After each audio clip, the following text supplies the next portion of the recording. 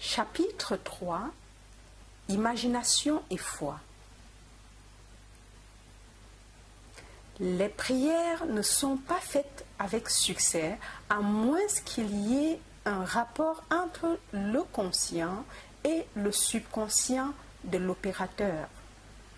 Cela se fait par l'imagination et la foi. Par le pouvoir de l'imagination, tous les hommes, certainement les hommes imaginatifs, lancent sans cesse des enchantements et tous les hommes, surtout les hommes peu imaginatifs, passent continuellement sous leur pouvoir. Pouvons-nous jamais être certains que ce n'est pas notre mère qui a commencé à changer subtilement d'avis en reprenant nos chaussettes? Si je peux involontairement jeter un enchantement sur des personnes, il n'y a aucune raison de douter que je sois capable de jeter intentionnellement un enchantement beaucoup plus fort.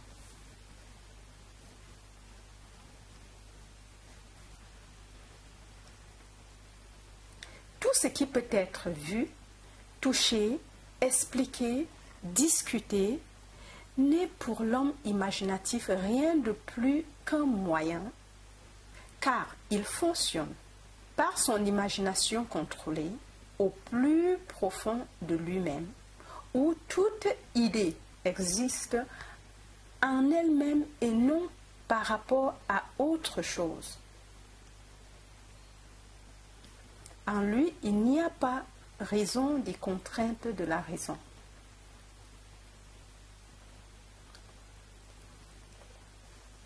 Tout ce qui peut être vu, touché, expliqué, discuté, n'est pour l'homme imaginatif rien de plus qu'un moyen, car il fonctionne par son imagination contrôlée au plus profond de lui-même, où toute idée existe en elle-même et non par rapport à autre chose.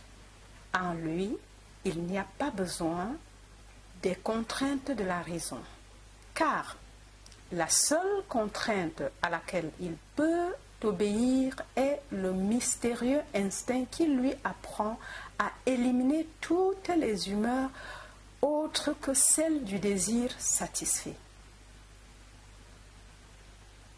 L'imagination et la foi sont les seules facultés de l'esprit nécessaires pour créer des conditions objectives. La foi requise pour le bon fonctionnement de la loi de la conscience est une foi purement subjective et peut être atteinte à la cessation de l'opposition active de la part du mental objectif de l'opérateur. Cela dépend de votre capacité à sentir et à accepter comme vrai ce que vos sens objectifs nient. Ni la passivité du sujet, ni son accord conscient avec votre suggestion ne sont nécessaires, car sans son consentement ou sa connaissance, on peut lui donner un ordre subjectif qu'il doit exprimer de manière objective. C'est une loi fondamentale de la conscience que, par télépathie, nous pouvons avoir une communion immédiate avec un autre. L'imagination et la foi sont les seules facultés de l'esprit nécessaires pour créer des conditions objectives. La foi requise pour le bon fonctionnement de la loi de la conscience est une foi purement subjective et peut être atteinte à la cessation de l'opération active de la part du mental objectif de l'opérateur. Cela dépend de votre capacité à sentir et à accepter comme vrai ce que vos sens objectifs nient. ni la passivité du sujet, ni son accord conscient avec votre suggestion ne sont nécessaires, car sans son consentement ou sa connaissance, on peut lui donner un ordre subjectif qu'il doit exprimer de manière objective. C'est une loi fondamentale de la conscience que, par télépathie, nous pouvons avoir une communion immédiate avec un autre. Pour établir une relation, vous appelez le sujet mentalement. Concentrez votre attention sur lui et criez mentalement son nom comme vous le feriez pour attirer l'attention de quiconque. Imaginez qu'il réponde et entende mentalement sa voix. Représentez-le à vous-même intérieurement dans l'état que vous voulez qu'il obtienne. Alors, imaginez qu'il vous dit dans les tons d'une conversation ordinaire ce que vous voulez entendre. Répondez-lui mentalement. Parle-lui de ta joie d'être témoin de sa bonne fortune.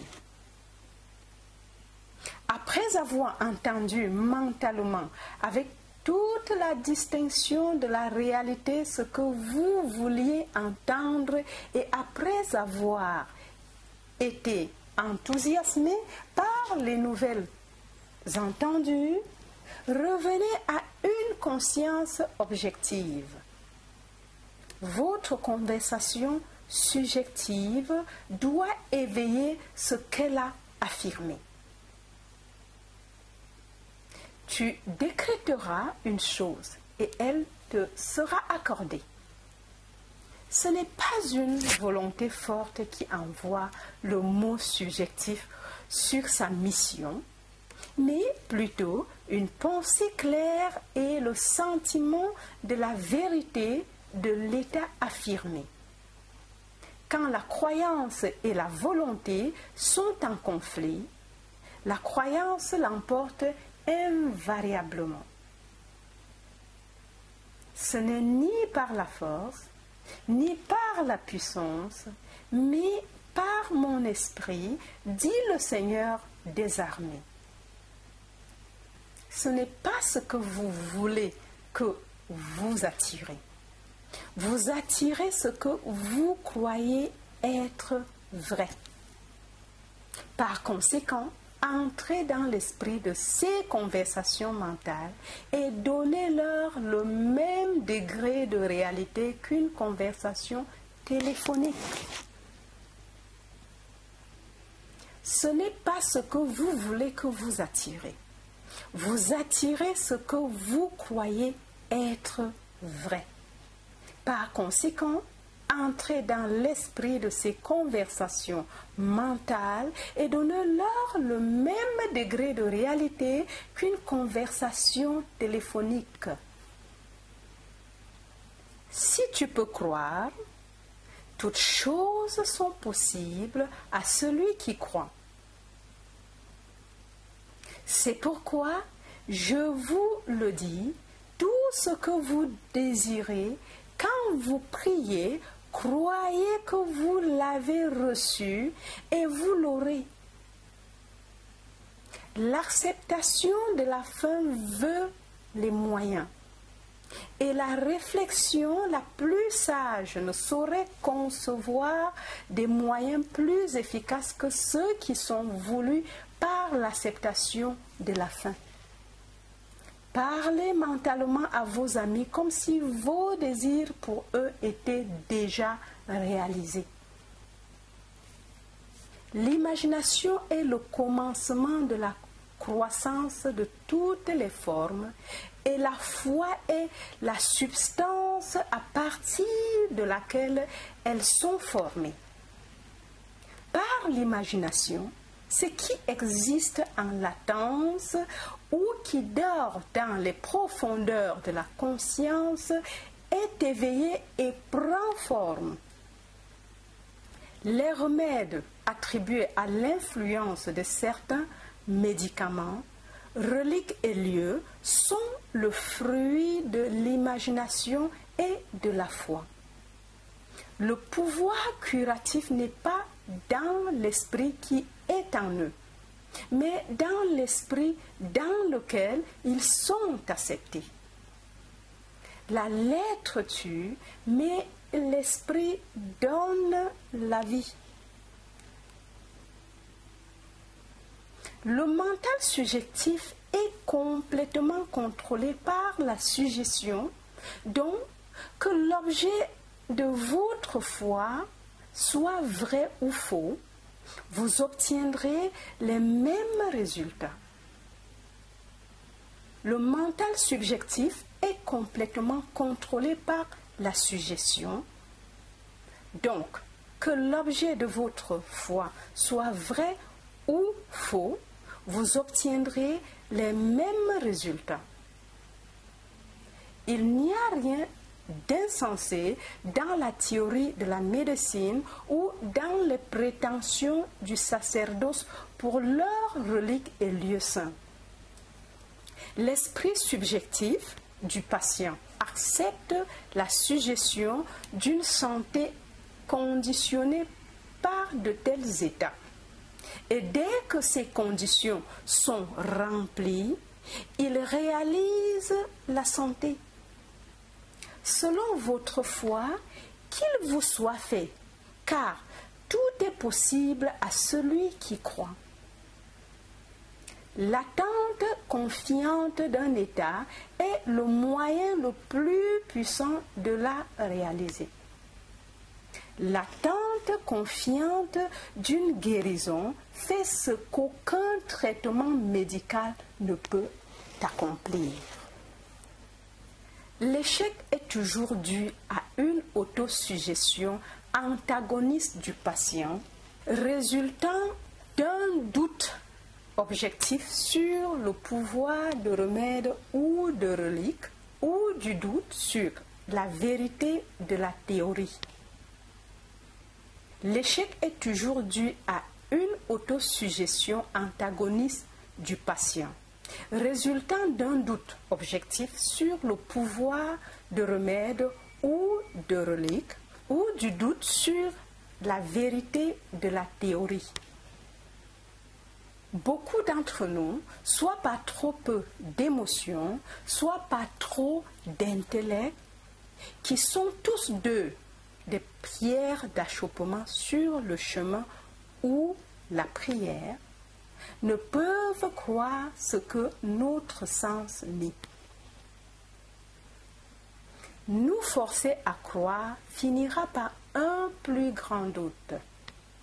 Pour éviter de telles contre-suggestions, le patient doit ignorer objectivement les suggestions qui lui sont faites.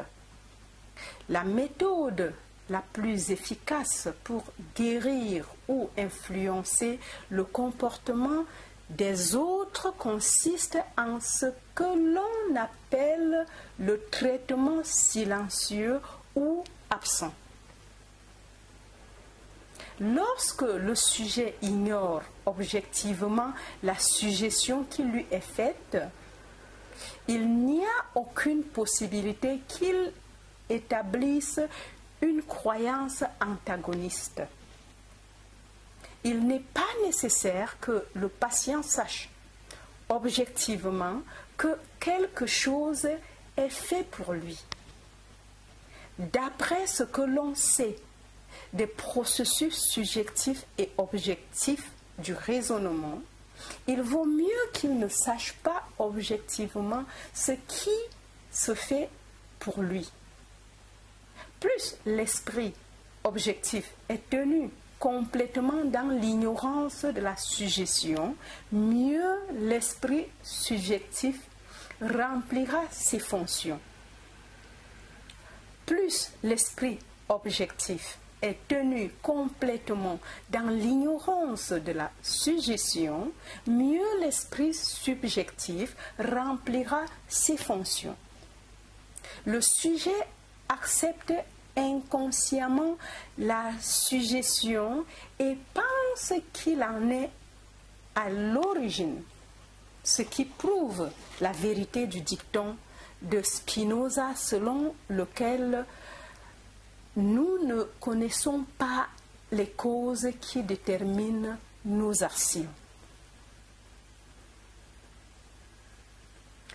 Le subconscient est le conducteur universel que l'opérateur modifie par ses pensées et ses sentiments. Les états visibles sont soit les effets vibratoires des vibrations subconscientes en vous, soit les causes vibratoires des vibrations correspondantes en vous. Un homme discipliné ne permet jamais qu'elles soient des causes à moins qu'elles n'éveillent en lui les états désirables de la conscience.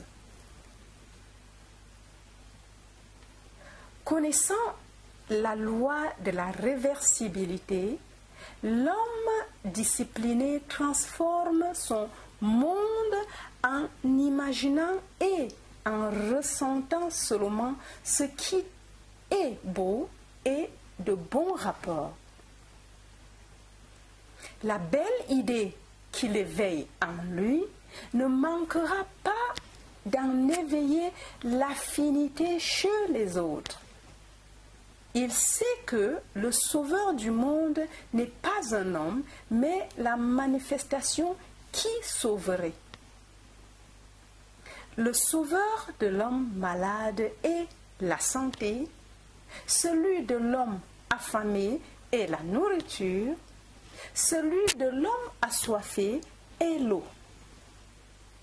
Il marche en compagnie du Sauveur en assumant le sentiment que son désir s'est réalisé.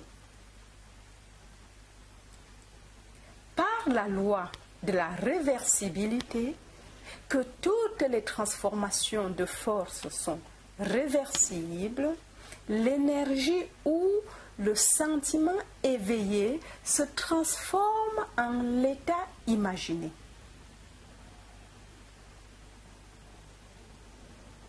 Il n'attend jamais 4 mois pour la récolte.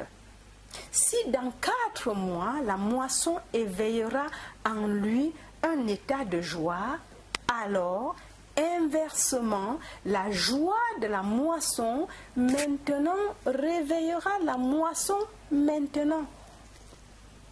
C'est maintenant le temps de donner la beauté pour les cendres, la joie pour le deuil,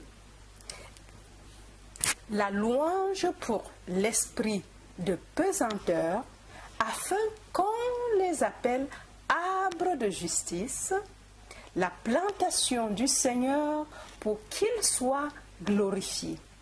C'est maintenant le temps de donner la beauté pour les cendres, la joie pour le deuil, la louange pour l'esprit de pesanteur, afin qu'on les appelle arbres de justice, la plantation du Seigneur pour qu'il soit glorifié.